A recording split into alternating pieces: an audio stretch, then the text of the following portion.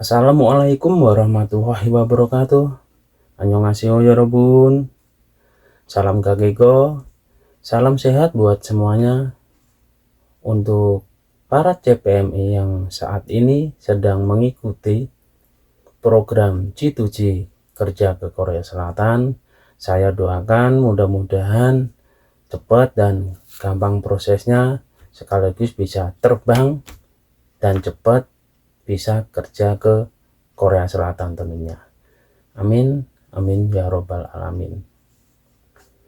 Oke, sebelum melanjutkan video kali ini, jangan lupa di subscribe, di like, dan di share tentunya, supaya tidak ketinggalan update terbaru dari video saya yang selanjutnya. Karena subscribe itu gratis teman-teman. Oke, lanjut saja ke videonya. Selama sekitar 4 hari,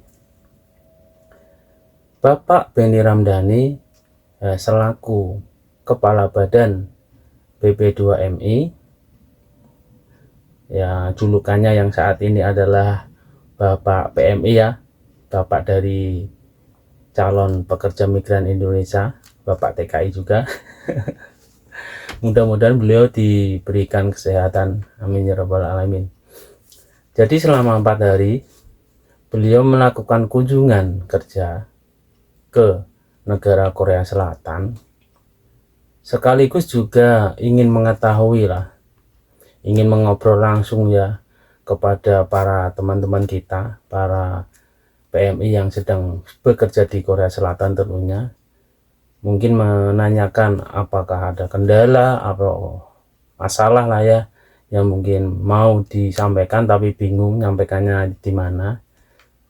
Nah, Bapak Benny mau berdiskusi sama teman-teman, dan terus nanti sekaligus karena kebetulan beliau kesini juga ingin bertemu kepada pihak HRDK, nanti poin-poin yang ditanyakan sama teman-teman kita, kendala ataupun masalah, sekaligus ditanyakan Bapak Benny ke pihak HRDK, gitu ya teman-teman. Jadi langsung singkat saja, tanggal 10 Oktober kemarin, tepatnya di hari Selasa, Bapak Benny sudah melakukan pertemuan dengan pihak HRDK dengan dibantu Bapak Sulis ya, Kedubes RI yang sedang di Korea. Berarti intinya dari pertemuan tersebut, Bapak Benny dan juga Bapak Sulis mengusulkan lah teman-teman, mengusulkan beberapa hal yang tentunya berkaitan dengan program di G2G Korea Selatan teman-teman. Sudah ada catatannya, dicatat karena sebelum pertemuan beliau punya poin-poin yang tentunya itu masalah ujian IPS topik dan juga seperti kendala-kendala ya dari program G2G Korea Selatan, begitu teman-teman. Jadi untuk usulannya, saya ini bahas untuk yang mengenai ujian IPS topik dulu ya teman-teman. Jadi Bapak Benny itu mengusulkan ke pihak HRD Korea mengenai ujian IPS topik karena memang antusias dari teman-teman CPMI ya yang di Indonesia ini banyak yang pengen sekali bekerja ke Korea Selatan, karena juga untuk membenahi dari ekonomi ataupun membantu dari keluarga masing-masing dari teman-teman. Jadi Bapak Benny Ramdhani mengusulkan supaya di tahun-tahun berikutnya untuk ujian IPS topik menginginkan penambahan kuota teman-teman, penambahan kuota kelulusan IPS topik, begitu ya teman-teman. Nah, untuk yang kemarin sudah ada penambahan ya teman-teman, sekitar 1000 lebih ya. Nah, karena memang banyaknya antusias yang pengen mau bekerja ke Korea Selatan, Bapak Benny mengusulkan ada penambahan kuota kelulusan untuk ujian lagi teman-teman, begitu ya. Terus yang kedua,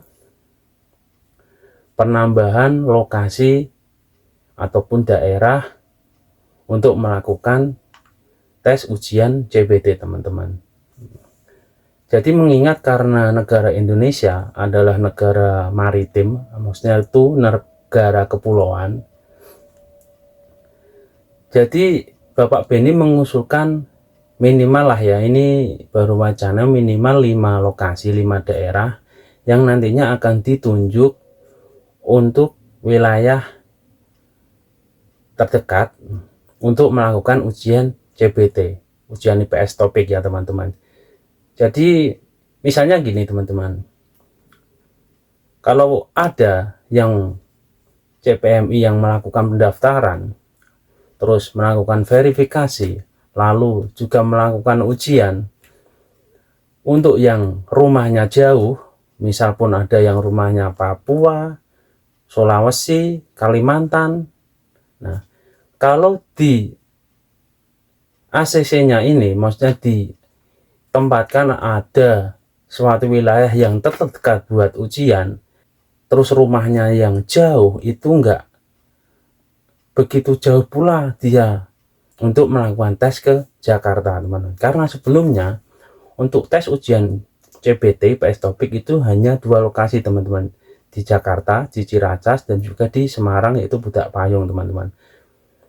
Jadi kalau yang masih 2 lokasi ini, misal dari Papua, teman kita mau ujian rumahnya yang Papua kan jauh tuh, jadi dia itu enggak harus lama, menyita waktu juga harus terbang ke Jakarta atau ke Semarang, dan juga tetap akan memakan ongkos biaya yang lumayan banyak teman-teman, juga menyingkat waktu pula nantinya. Nah, karena usulan tersebut ya mudah-mudahan nanti di ACC ya diterima. Jadi misal pun rumahnya yang Papua itu nantinya akan bisa ujian di wilayah terdekat ke BP2MI perwakilan mungkin Makassar atau Sulawesi atau Kalimantan ya teman-teman. Nanti ditunggu aja wilayah mana yang diterima, begitu ya teman-teman. Mudah-mudahan ya, kalau ini sistem zonasi lah ya, per daerah, per domisil, mudah-mudahan di ACC teman-teman. Nah, seperti itu ya teman-teman. Jadi ada penambahan lokasi untuk ujian CBT. Terus yang ketiga itu ada penambahan sektor juga teman-teman. Jadi Bapak Benny itu mengusulkan ke HRD Korea untuk melakukan penambahan atau mengadakan penambahan sektor yang antara lain itu adalah 1 di konstruksi, 2 pertanian, yang ketiga itu caregiver, terus bidang logistik 4, yang terus kelima ini ada lagi yang shipbuilding ya teman-teman, yang saat ini sudah mulai melakukan penempatan dan sudah banyak yang bekerja di sini di Korea Selatan ya teman-teman. Jadi saya ulang lagi, usulan dari Bapak Benny itu yang pertama adalah penambahan kuota kelulusan ujian IPS topik. Terus yang kedua, penambahan lokasi untuk tes CBT. Yang ketiga, penambahan sektor. Tadi ya ada sekitar 4. Nah, jadi buat para teman-teman, buat CPMI yang saat ini baru proses, ini harusnya tambah semangat lagi, karena insya Allah kalau misal pun usulan tadi di ACC oleh atau diterima oleh pihak HRD Korea, nanti akan semakin banyak sektor pekerjaan ya teman-teman di Korea Selatan. Pilihannya juga semakin banyak, dan tentunya ini yang penting, teman-teman para CPMI semua nanti kalau melakukan pendaftaran terus verifikasi juga, usahakan dipikir yang matang, Jadi memilih sesuai dengan pilihan yang teman-teman merasa mampu, begitu ya. Jadi yang penting jangan sampai salah pilih sektor ya teman-teman. Karena kalau sudah pilih sektor misal ini, jangan sampai nanti kalau sudah sampai ke Korea kecewa, gitu ya teman. Pokoknya dipilih matang-matang, jangan sampai salah pilih sektornya, begitu ya teman. Mudah-mudahan ya di ACC lah diterima semua. Banyak sih yang saya akan sampaikan karena mungkin durasinya ini udah lama. Nanti disambung di video selanjutnya ya teman-teman, karena Bapak Remde ini juga menjelaskan masalah phishing, juga pertemuan apa ini dengan teman-teman, masalah asuransi, sektor phishing atau gimana. Nanti tonton aja video saya yang selanjutnya. Pokoknya info-info penting lah ya. Ya yang saya ketahui aja, mungkin nanti kalaupun ada kayak kesalahan ataupun penjelasan saya yang kurang tepat, ya saya mohon maaf teman-teman. Cuma saya mau memberikan penjelasan aja bagi teman-teman yang sekiranya belum juga mengetahui info terkait program G2G Korea Selatan. Oke, begitu teman-teman video saya kali ini, mudah-mudahan bermanfaat. Misalpun ada penjelasan yang kurang tepat, saya mohon maaf.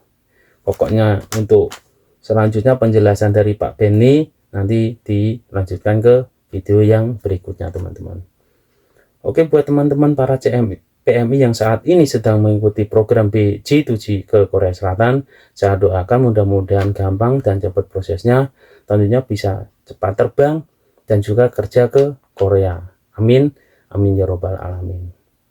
Wassalamualaikum warahmatullahi wabarakatuh. 안녕하세요 여러분. 화이팅!